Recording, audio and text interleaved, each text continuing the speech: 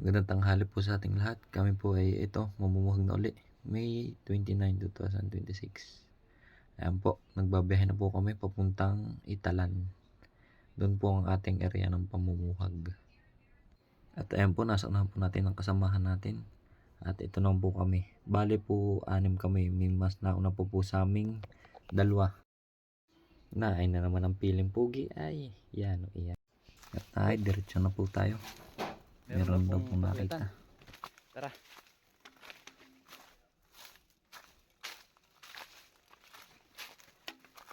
Sabaw ya. Yan.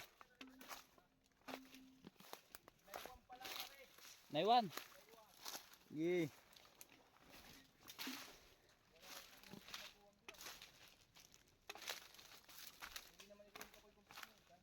Ay ba pa. Yan ano. Nagsilba na.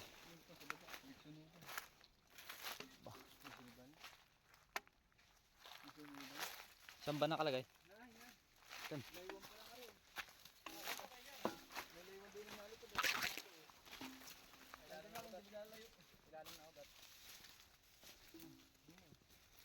Oh, gusto. Ano yung truck ba ng bayawak yun? Napuhag na yung ano? May truck. May bayawak. Oo. Saan ba? Baboy damo kuya. O baboy damo. Baboy damo. Baboy damo ba yun? Laki ng bagyo. Ay na din eh, yun. Na ito. Ano kayo sir? Baboy damo. Na. Na ito.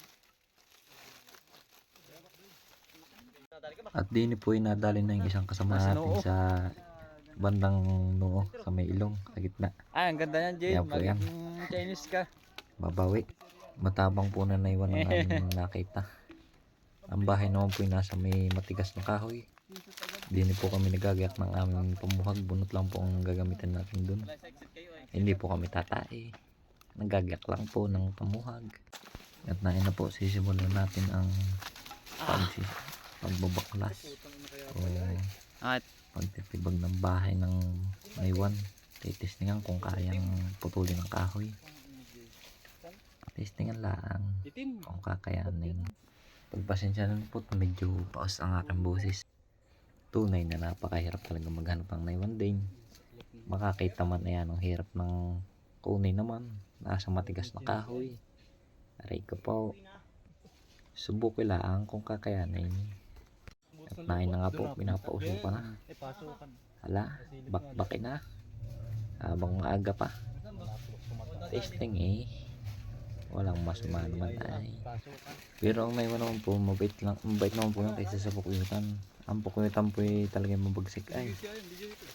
Iba po, makamoy lang ng usok talaga yun ay kalatan talaga, hindi katulad ng naiwan. Naiwan na may kalatan din, kumbaga hindi naman kasi nung namumulok yan. Kumbaga pausok lang gagamitin nyo. Pag nilablaban nyo yan o kay ng apoy, ayun doon pa lang sila talagang babagsik. Kumbaga pupulokin na talaga kanunay. Kaya pag kayo mamuhag nyan ay usok lang o kay kunting usok lang talaga. Kahit nakadamit lang kayo, pero pag takot naman kayo, kung may nag-aalala sa sarili, ay mag-jacket na kayo. May gina rin yung may protection sa katawan. Pero pag mga expert na talaga ay meron sa ilalim butas. Ayan, nakasando lang. Pero pag kami depende sa situation din ay. Yung itak. Pero po pag mabagsik talaga ay kailangan na ng protection din ng jacket. Saka may ginagamit din naman kayo para sa sarili namin para hindi mabalda talaga. Ika nga ay maigi ng maging duwag. Paminsan-pinsan po kailangan din natin maging duwag ay mahirap na. Sana po sa basyo ganito medyo hindi pa rin nakasanay. Pero kakayanin naman po. Patuloy lang. Sa una lang ito. At ayan na po. Nagsuot na nga po. Talagang nanlalaban na. Nasubsuban naman ang kabang usok. Ay, bumagsik din. Kaya ayan po. Kaya po ang gamit naman jacket. Tapos po ay merong... At po may parang sa may protection naman sa mukha. Yung tinatahi namin na parang screen po. Pero nakakahinga naman po dun. Okay na okay ang paghinga. Kaya kaso lang po ang banas po na suot namin. Sobrang kapal po niyan ay. May talaga natalabang mga sting kung tawagin o mga kisot kung tawagin sa amin naman. At hala po, manood mo muna kayo. May ako magbo-voice over. Let's go. Sige. Meron din. Sabi dyan.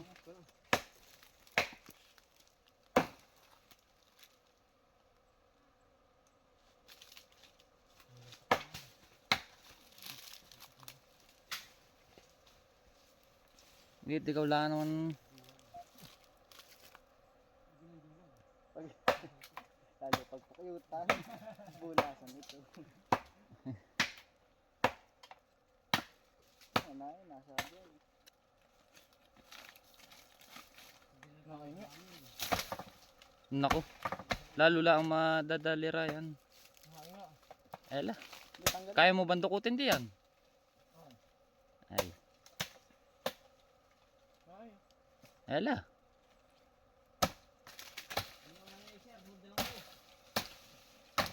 Ay, ligaw. Hanggang kalbi. Nakuha naman.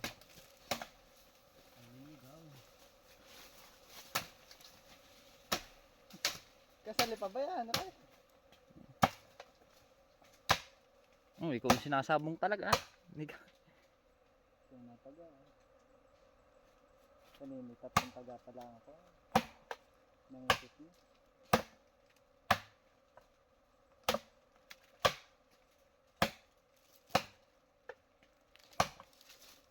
Yan na, nalapit na rin. Yan. At din na po yung nakapag-desisyon namin Jay, na yung itak. iwanan na lang. Talaga pong hindi kayang kunin. Nasa matagas pa pong kahoy, parang buhay na buhay po Yan. talaga yun. At kung pipilitin ay matatagal lang kami, gagawin Lagyan mo kami sa din eh. gubatan. Uy. At Lagyan. nakapagsimula kami parang mag-alas 2 na rin eh. Kaya didiretso na tayo sa iba pong pukin kung meron pa man tayong matatagpuan. Ayun po, lalakad-lakad po muna. At malayo-layo po ang ating lakbayin talaga. Ito po yung Yan po. gubatan Ano ba, po ulit? Lusong po yan. Hindi po kinaya yung Sa bundok, bababa po ulit. Ikot tayo. Tapos sa katulad ng bundok, baba. Ayan po. Tunay po napakahirap ng pamumuhag. Kailangan po talaga maghanap natin malinaw din ang mata. Kung may nakita kami maitim, tingnan nyo na agad. Kahit malayo pa yan, kaya kakayanin. At ayan po, titingin muna ng ilog. Hindi po ka maningisig. Magpibidyo lang. Titingnan. Parang wala nang lugar ng palos eh. Wala. Dali. Talaga po yun ay mainit-init pa rin. At yan po ay nakusap-usap din. Pero kaya nang puntawin. Kaya mo yan. At din po kami minabagat sa niyog naman. Pero malata naman po. Manipis naman po yun. At sobrang laki po ng loob. May parang nabulok ang loob. Pero buhay po yung niyog.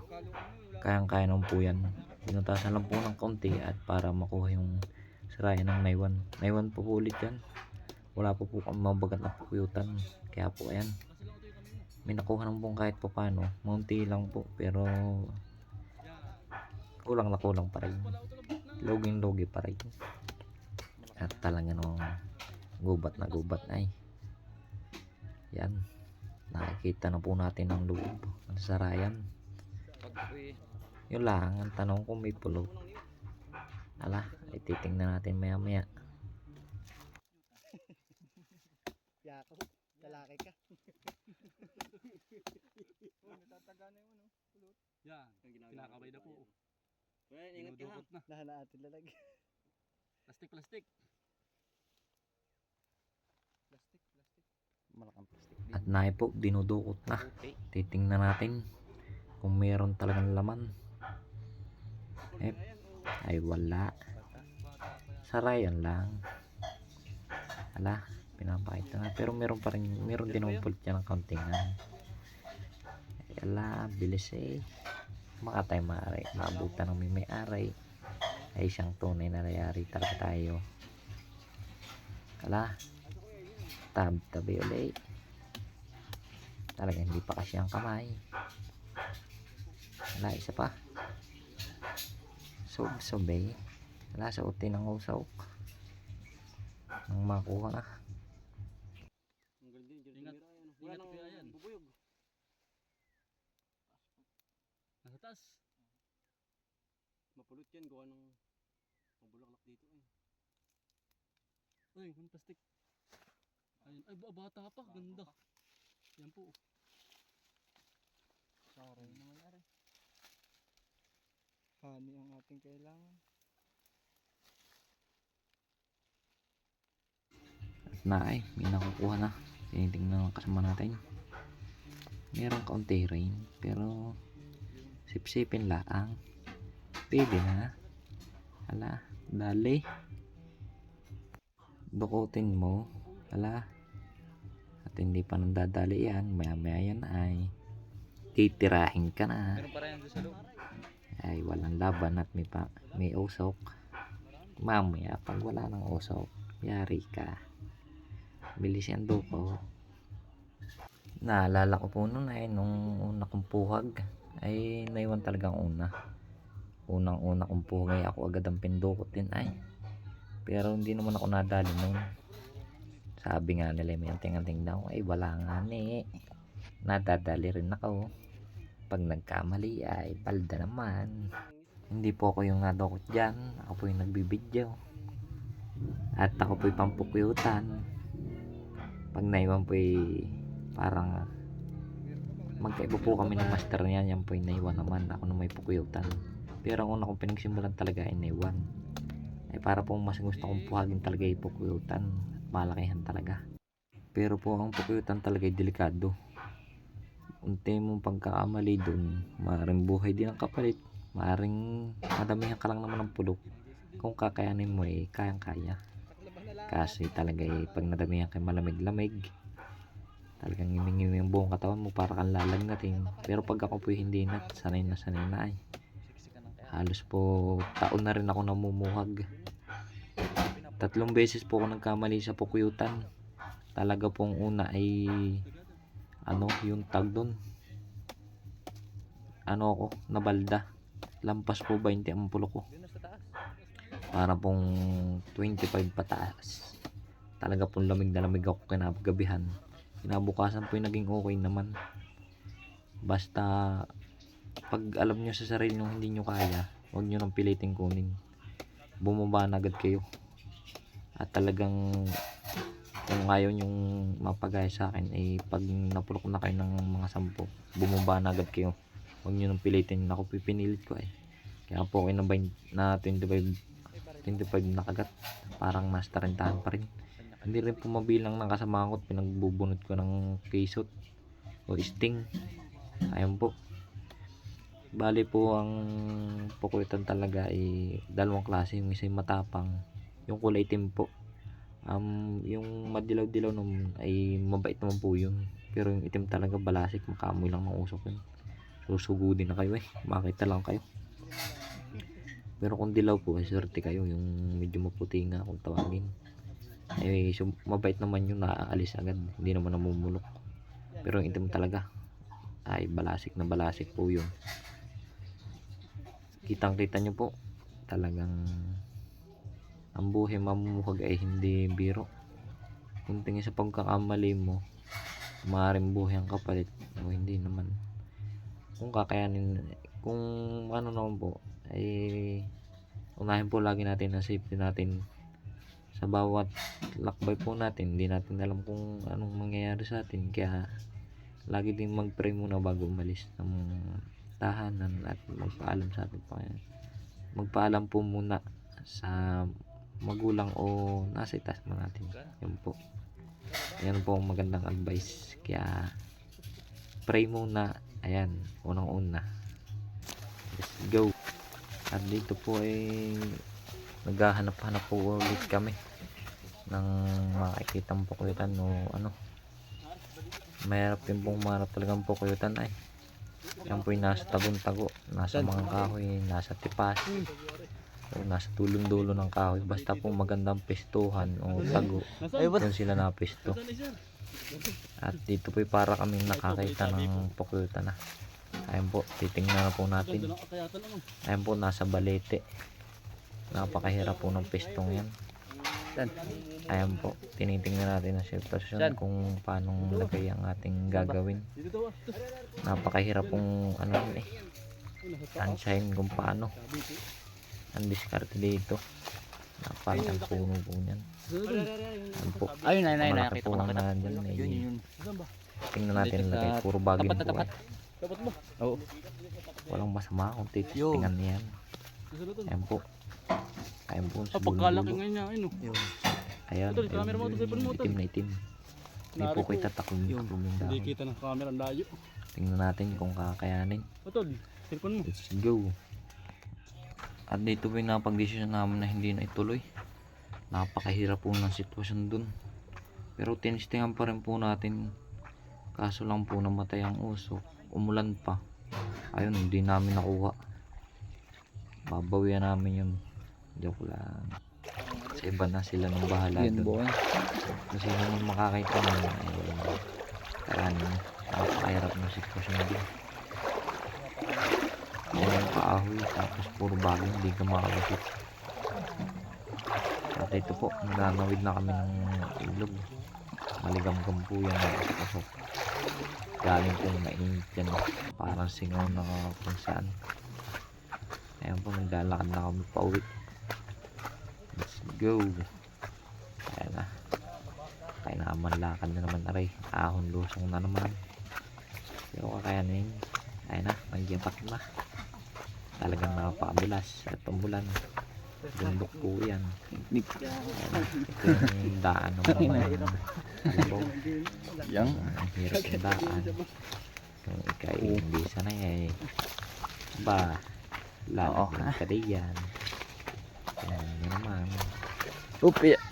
Veterano ng mga yan. Yung tatlo pong nasa unahan namin nauna na. Kami nakahuli. Tunay na mahirap talaga. Ang mamumuhag.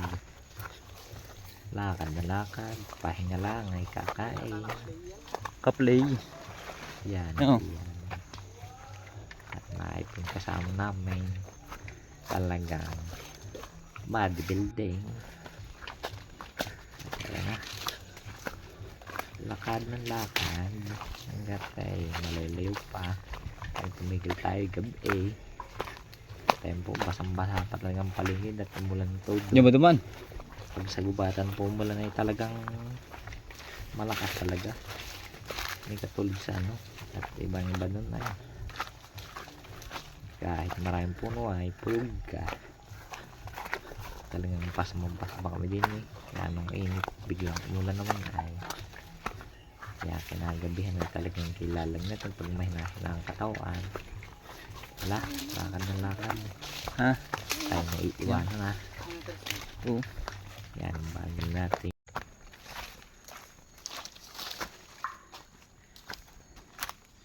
Yan guys. Puro pulok. Nag-build tayo. Taas pala. Wala pating dadaanan doon sa ating pupuhagan. Pantay pala at saka puro bagin doon sa dulo. Kaya hindi natin kinaya. Hindi na pati nakapag-video doon sa taas. Yun yung itim, yung matapang na papuyutan. Makaamoy lang ng usok ay talagang sugudan na sa inyo. Kaya mga kasama natin ay kanina ay nawala. Pero tayo naman puno baluti. Kaya hindi naman tayo nabalda. Sa kamay lang. Saka sa paa. Ay, pagod.